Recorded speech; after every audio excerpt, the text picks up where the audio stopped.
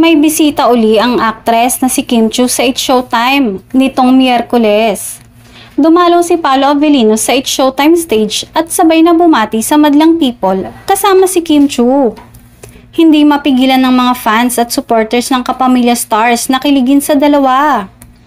Hindi nga magkandamayaw sa pag-welcome ang madlang people dahil obvious na umano na may relasyon na ang kanilang mga idolo.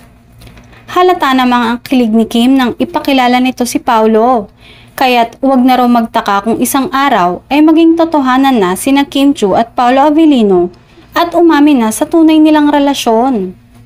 Nagsimulang magkasama ang Kim Pao sa kapamilya seryeng Linlang na gumanap bilang mag-asawa. At bumida sila sa Philippine adaptation ng hit Korean series na What's Wrong with Secretary Kim.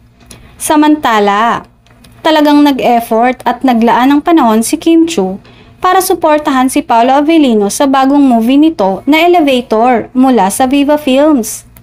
Sigawan ng mga fans nang dumating ang TV host actress sa premiere night ng pelikula sa SM North Ed sa cinema kagabi na sandaling nagpa-interview sa ilang members ng press bago pumasok sa sinihan.